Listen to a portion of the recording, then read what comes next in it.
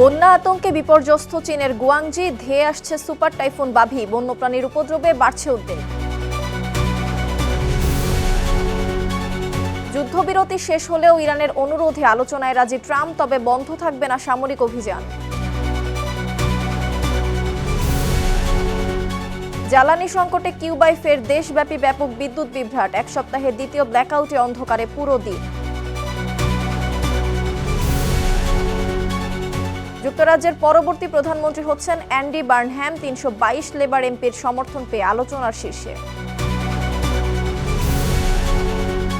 এবং বাংলাদেশ সহ ৭ দেশের জন্য সৌদির নতুন সমন্বিত ভ্রমণ প্যাকেজ ও ই ভিসা সুবিধা চালু।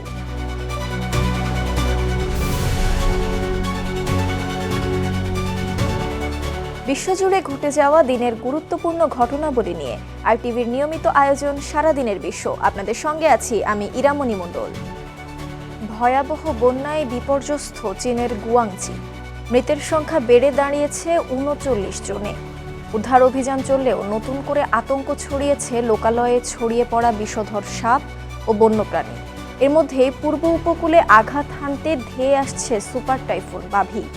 চীনের চলমান এই বহুমুখী সংকট নিয়ে বিস্তারিত জানাচ্ছেন অঙ্কুর মণ্ডল। চীনের গুয়াংজি প্রদেশে টাইফুন মেসাকের প্রভাবে সৃষ্ট ভয়াবহ বন্যায় মৃতের সংখ্যা বেড়ে দাঁড়িয়েছে ৩৯ জনে। কয়েকটি এলাকায় এখনও নিখোঁজ রয়েছেন অনেকে। উদ্ধারকর্মীরা ধ্বংসস্তূপ ও প্লাবিত জনপদে টানা অভিযান চালিয়ে যাচ্ছেন। বাঁধ ভেঙে বিস্তীর্ণ এলাকা তলিয়ে যায় পানির নিচে। যোগাযোগ বিচ্ছিন্ন হয়ে পড়ে বহু গ্রাম। দুর্গতদের অভিযোগ, বাঁধ ভাঙার আগে কোনো কার্যকর সতর্কবার্তা দেওয়া হয়নি। সেনাবাহিনী, দমকল ও উদ্ধারকর্মীরা এখনও ক্ষতিগ্রস্ত এলাকায় জোর তৎপরতা চালিয়ে যাচ্ছেন।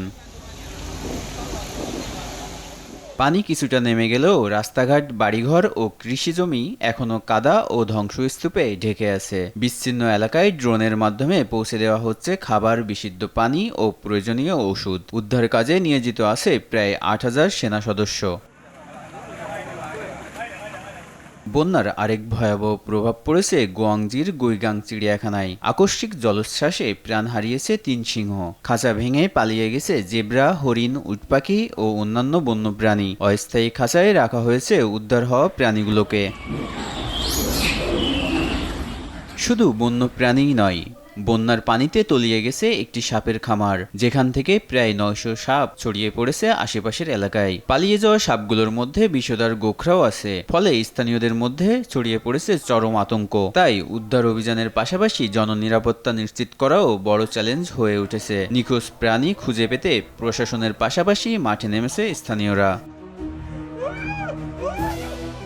এরই মধ্যে নতুন শঙ্কা হয়ে ধেয়ে আসছে প্রায় ১,০০০ কিলোমিটার ব্যাসের সুপার টাইফুন বাভি। চীনের আবহাওয়া বিভাগ দ্বিতীয় সর্বোচ্চ অরেঞ্জ অ্যালার্ট জারি করেছে। ফুজিয়াং ও চিজিয়াং উপকূলে আঘাত হানার আগে কয়েকশো মিলিমিটার পর্যন্ত ভারী বৃষ্টির আশঙ্কায় বন্ধ ঘোষণা করা হয়েছে শিক্ষা প্রতিষ্ঠান। একটি দুর্যোগের ক্ষত কাটার আগেই আরেকটি বড় প্রাকৃতিক বিপর্যয়ের মুখোমুখি চীন। বন্যার ধ্বংসযজ্ঞ, নিখোঁজ বন্যপ্রাণী আর ধেয়ে আসা সুপার টাইফুন, সব মিলিয়ে দেশটির দুর্যোগ ব্যবস্থাপনার সামনে তৈরি হয়েছে কঠিন পরীক্ষা। অঙ্কুর মণ্ডল, RTV। এদিকে চীনের দক্ষিণাঞ্চলীয় গুয়াংজি অঞ্চলে টাইফুন মেসাকের প্রভাবে সৃষ্ট ভয়াবহ বন্যা ও বাঁধ ধসে নিহতের সংখ্যা বেড়ে ৩৯ জনে দাঁড়িয়েছে। নিখোঁজ রয়েছেন আরও অন্তত ৯ জন। সবচেয়ে বেশি বিপর্যয় ঘটেছে লিউজান জলাধারের বাঁধ ভেঙে আকস্মিক জলোচ্ছ্বাসের পর। দুর্গত এলাকায় উদ্ধার ও ত্রাণ কাজে কয়েক হাজার সেনা মোতায়েন করা হয়েছে। পানি কিছুটা কমতে শুরু করলেও কাদা ও ধ্বংসস্তূপে বিপর্যস্ত রয়েছে বহু এলাকা। সম্ভাব্য নতুন দুর্যোগ মোকাবেলায় দেশ জুড়ে দ্বিতীয় সর্বোচ্চ সতর্কতা অরেঞ্জ অ্যালার্ট জারি করেছে কর্তৃপক্ষ। আবহাওয়াবিদরা বলছেন, আগামী কয়েকদিনে মধ্য ও পূর্ব চীনের বিস্তীর্ণ এলাকায় ভারী থেকে অতি ভারী বৃষ্টিপাত হতে পারে। এদিকে টাইফুন বাভির প্রভাবে ফিলিপাইনে ভূমিধসে অন্তত ১৫ জন নিহত হয়েছেন। তাইওয়ান ও জাপানের দক্ষিণ পশ্চিমাঞ্চলেও সর্বোচ্চ সতর্কতা জারি করা হয়েছে। ভেনেজুয়েলায় ভয়াবহ ভূমিকম্পে নিহতের সংখ্যা ৪,০০০ ছাড়িয়েছে। এই দুর্যোগে এখন পর্যন্ত ৪,১১৮ জন নিহত এবং আহত হয়েছেন ১৬,০০০-এরও বেশি মানুষ বলে জানিয়েছে দেশটির সরকার। উপকূলীয় লা গুয়াইরা অঞ্চল সহ বিস্তীর্ণ এলাকা লণ্ডভণ্ড হয়ে যাওয়া এই ঘটনার পর আর কাউকে জীবিত পাওয়ার আশা ছেড়ে দিয়ে উদ্ধার অভিযান সমাপ্ত ঘোষণা করা হয়েছে। তীব্র অর্থনৈতিক সংকটে থাকা দেশটিতে এই মুহূর্তে জরুরি ত্রাণ ও পুনরুদ্ধার কার্যক্রম পরিচালনায় জাতিসংঘ $30 কোটি আন্তর্জাতিক সহায়তার আহ্বান জানিয়েছে। এদিকে অন্তর্বর্তী প্রেসিডেন্ট দেলসি রদ্রিগেজ জরুরি তহবিল জোগাড়ে যুক্তরাজ্যের নিষেধাজ্ঞায় জব্দ থাকা দেশের 30 টন সোনা ছেড়ে দিতে ব্রিটিশ রাজা তৃতীয় চার্লসের কাছে বিশেষ আবেদন জানিয়েছেন। যুক্তরাষ্ট্র ও ইরানের ভঙ্গুর যুদ্ধবিরতি আনুষ্ঠানিকভাবে শেষ বলে ঘোষণা করেছেন মার্কিন প্রেসিডেন্ট ডোনাল্ড ট্রাম্প। তবে চরম উত্তেজনার মধ্যেই তেহরানের অনুরোধে পুনরায় আলোচনায় বসতে রাজি হয়েছে ওয়াশিংটন। ট্রাম্প স্পষ্ট জানিয়েছেন, আলোচনা চললেও কোনো যুদ্ধবিরতি থাকবে না। এদিকে যে কোনো পরিস্থিতির মুখোমুখি হতে পূর্ণ সামরিক প্রস্তুতির কথা জানিয়েছে ইরান। বিস্তারিত আজহার স্বপ্নিরের রিপোর্টে। মধ্যপ্রাচ্যে শান্তি ফেরানোর উদ্যোগ বড় ধাক্কা খেল মাত্র 3 সপ্তাহের মাথায়। ভেস্তে গেল বহুল আলোচিত শান্তি চুক্তি। হরমুজ প্রণালীতে বাণিজ্যিক জাহাজে হামলার জেরে হঠাৎ করেই রণক্ষেত্রের রূপ নেয় এই অঞ্চল, যার প্রেক্ষিতে মার্কিন প্রেসিডেন্ট ডোনাল্ড ট্রাম্প সরাসরি ঘোষণা দেন তেহরানের সঙ্গে যুদ্ধবিরতির অধ্যায় এখন পুরোপুরি শেষ। তবে ট্রাম্প এও জানিয়েছেন, ইরানের অনুরোধে পুনরায় আলোচনায় বসতে রাজি হয়েছে ওয়াশিংটন, কিন্তু আলোচনা চললেও বন্ধ থাকবে না সামরিক তৎপরতা।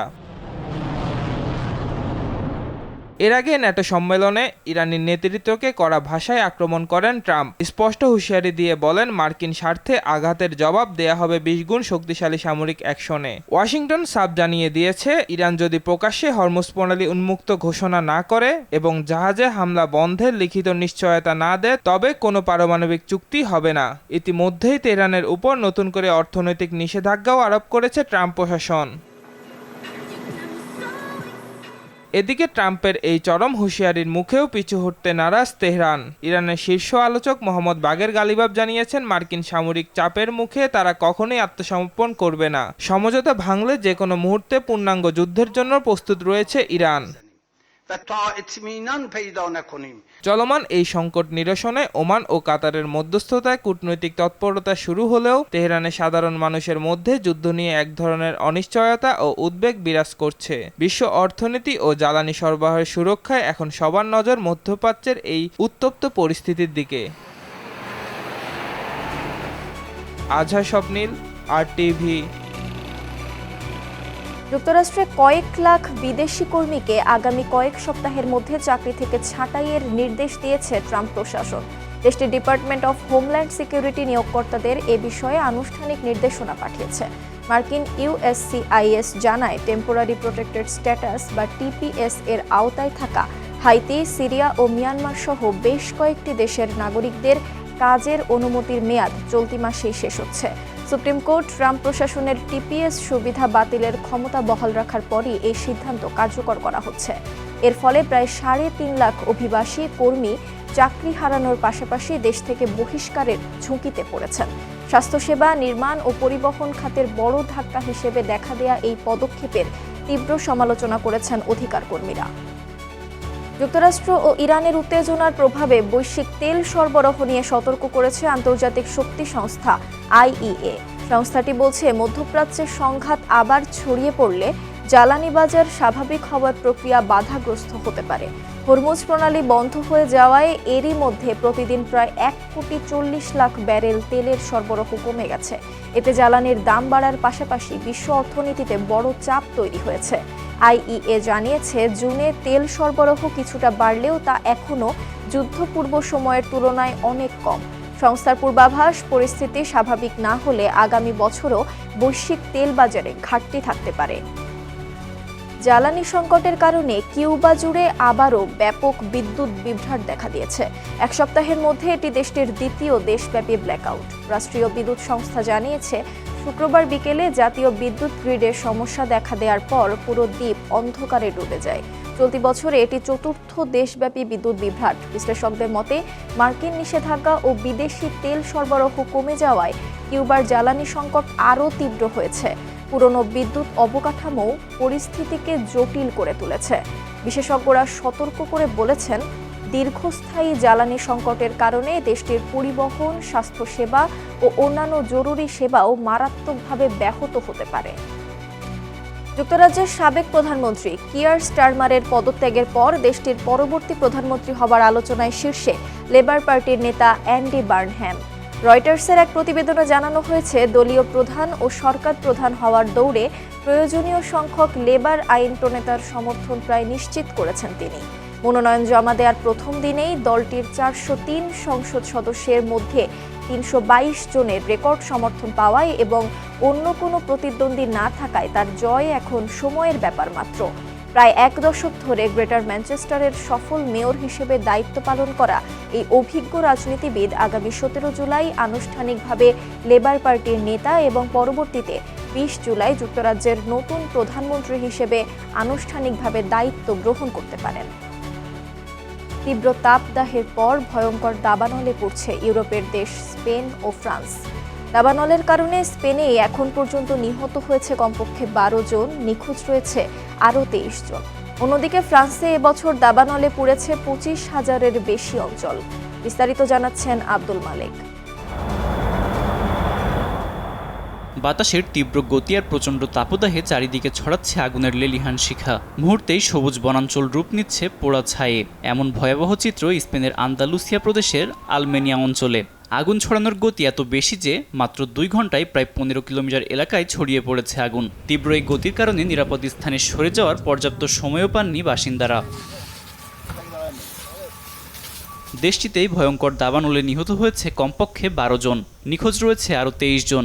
এরই মধ্যে পুড়ে ছাই হয়েছে 3200 হেক্টরের বেশি বনভূমি। আগুনের তীব্রতায় আশেপাশের এলাকার বাসাবাড়িতেও ব্যাপক ক্ষয়ক্ষতি হয়েছে। সরিয়ে নেওয়া হচ্ছে বাসিন্দাদের, পাশাপাশি গুরুতর আহতদের চিকিৎসার জন্য হাসপাতালে পাঠানো হয়েছে। কর্তৃপক্ষ জানিয়েছে, নিহতদের মধ্যে বেশিরভাগই যুক্তরাজ্য ও বেলজিয়ামের মতো দেশের বিদেশি নাগরিক, যারা এ এলাকায় ছুটি কাটাতে এসেছিলেন বা যাদের এখানে দ্বিতীয় বাড়ি রয়েছে। উদ্ধারকারীরা একটি পোড়া গাড়ি থেকে 4 জন ব্রিটিশ নাগরিকের মরদেহ উদ্ধার করেছেন। আগুন নিয়ন্ত্রণে অগ্নি নির্বাপক কর্মীদের সাথে কাজ করছে সেনাবাহিনীও। আকাশ থেকে পানি ছিটিয়ে নিয়ন্ত্রণের চেষ্টা করছে কয়েক ডজন উড়োজাহাজ। এদিকে আগুনের তীব্রতা কমলেও পুরোপুরি নেভানো সম্ভব হয়নি ফ্রান্সের আগুনও। এবছর দেশটিতে 25,000 হেক্টরের বেশি জমি পুড়ে ছাই হয়েছে বলে জানিয়েছে দেশটির বেসামরিক নিরাপত্তা মহাপরিচালক জুলিয়েন মেরিয়ন। ফ্রান্স জুড়ে দাবানল মোকাবেলায় শক্তিশালী এয়ারবাস A400M সামরিক পরিবহন বিমান মোতায়েন করা হতে পারে বলেও জানিয়েছে দেশটি। এর আগে জুন জুলাইয়ে তীব্র তাপদাহে গরম সংক্রান্ত নানা কারণে ইউরোপ জুড়ে প্রায় 20,000 মানুষ নিহত হয়। আব্দুল মালেক, RTV। অ্যামাজনের বনাঞ্চল রক্ষায় নতুন রেকর্ড গড়েছে ব্রাজিল। 2026 সালের প্রথমার্ধে বিশ্বের বৃহত্তম এই রেইন ফরেস্টে বন উজাড়ের হার 1 দশকের মধ্যে সর্বনিম্ন পর্যায়ে নেমে এসেছে। ব্রাজিলের জাতীয় মহাকাশ গবেষণা ইনস্টিটিউটের তথ্য অনুযায়ী চলতি বছরের জানুয়ারি থেকে জুন পর্যন্ত অ্যামাজনে প্রায় 1295 বর্গ কিলোমিটার বনভূমি উজাড় হয়েছে, যা গত বছরের একই সময়ের তুলনায় 38% কম। 2016 সালের পর এটি ব্রাজিলে বন ধ্বংসের সর্বনিম্ন হার। সাবেক প্রেসিডেন্ট জাইর বলসোনারোর আমলে 2022 সালে যেখানে রেকর্ড পরিমাণ বন উজাড় হয়েছিল, সেখানে বর্তমান প্রেসিডেন্ট লুইজ ইনাসিও লুলা দা সিলভার পরিবেশ বান্ধব নীতি ও কঠোর পদক্ষেপের ফলে এই সাফল্য এলো। 2030 সালের মধ্যে দেশটিতে অবৈধ বন উজাড় শূন্যে নামানোর প্রতিশ্রুতি বাস্তবায়নে একে একটি বড় মাইল ফলক হিসেবে দেখছেন পরিবেশবাদীরা। বিলীন হয়েছে একসময় লন্ডন শহরের প্রায় দ্বিগুণ আয়তনের এবং প্রায় 1 ট্রিলিয়ন টন ওজনের বিশ্বের সবচেয়ে বড় আইসবার্গ বা হিমশৈল A23A। গত এপ্রিলেই শেষ দেখা গিয়েছিল এই হিমশৈল। এরপর এর অবশিষ্ট শেষ টুকরোগুলো ভেঙে আলাদা হয়ে গলে যাওয়ায় হিমশৈলটি পুরোপুরি বিলীন হয়ে গেছে। জলবায়ু পরিবর্তনের কারণে এমন ঘটনা ঘটছে বলে মনে করছেন বিশ্লেষকরা। বিস্তারিত জানাচ্ছেন আব্দুল মালেক। একসময় বিশ্বের সবচেয়ে বড় এবং অ্যান্টার্কটিকার সবচেয়ে দীর্ঘস্থায়ী হিমশৈলগুলোর একটি ছিল A23A। 1996 সালে ফিল্সনার আইস শেলফ থেকে বিচ্ছিন্ন হওয়ার পরও এটি ছিল প্রায় 40 বছর। সর্বোচ্চ অবস্থায় এর আয়তন ছিল প্রায় 3500 বর্গ কিলোমিটার, যা লন্ডনের প্রায় দ্বিগুণ এবং নিউ ইয়র্ক সিটির প্রায় 3 গুণ।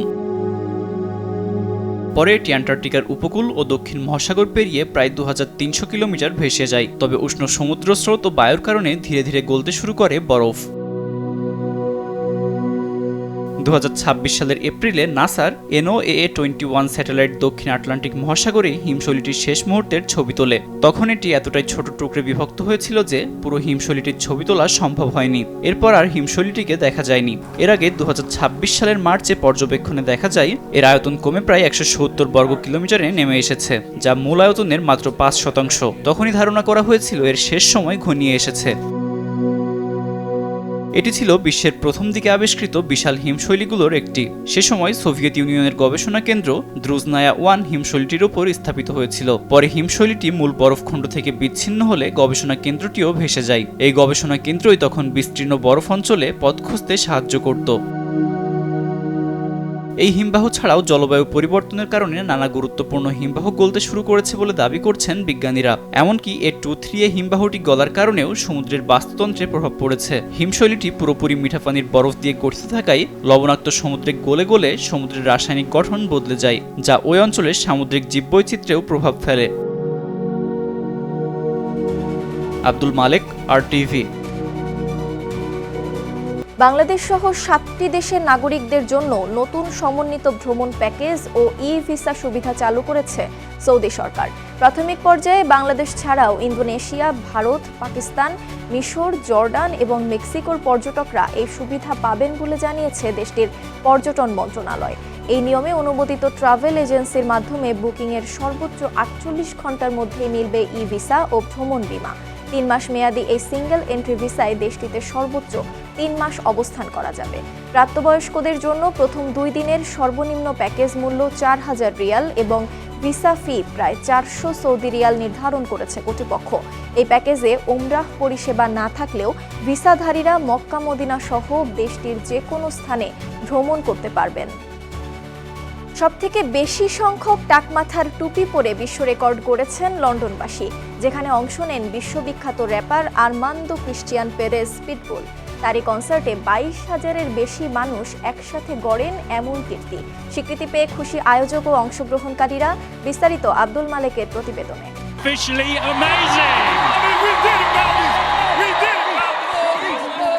মাথায় চুল না থাকায় অনেকেই হয়তো হতাশ হতে পারেন, তবে এবার সেই চুলহীন বা টাক মাথার সাজেই হলো বিশ্ব রেকর্ড। লন্ডনের হাইড পার্কে 22,141 জন দর্শক মাথায় বোল্ড ক্যাপ বা নকল টাক মাথার আবরণ পরে এই রেকর্ড গড়েছেন, যার স্বীকৃতি কুড়িয়েছে গিনেস ওয়ার্ল্ড রেকর্ডেরও।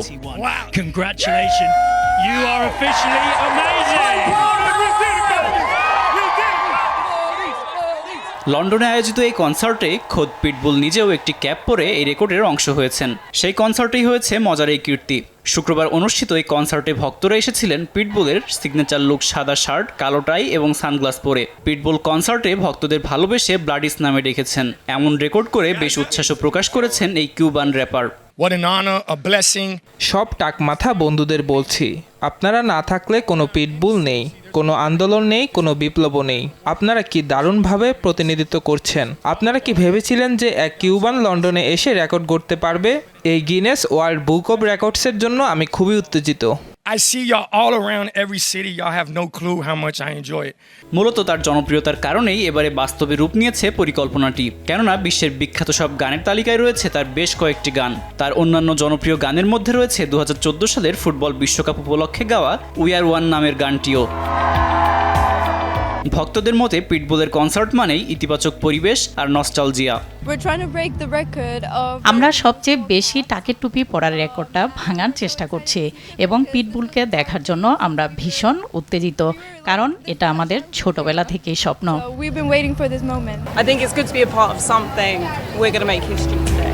অভিনব এই বিশ্ব রেকর্ডের আইডিয়াটি এসেছিল জ্যাক রেমিংটন নামের এক কন্টেন্ট ক্রিয়েটরের কাছ থেকে। গত বছর একটি টিকটক ভিডিওর মাধ্যমে তিনি এই প্রস্তাব দেন, যা পরবর্তীতে BBC রেডিও 1-এর উপস্থাপক গ্রেগ জেমসের সহায়তায় পিটবুলের কাছে পৌঁছায়। পিটবুল সানন্দে এই প্রস্তাব সম্মতি জানান। আব্দুল মালেক, RTV। আর এরই সাথে শেষ করছি সারাদিনের বিশ্ব। RTVর সাথে সংযুক্ত থাকুন, মতামত জানান RTVর সামাজিক যোগাযোগ মাধ্যমগুলোতে।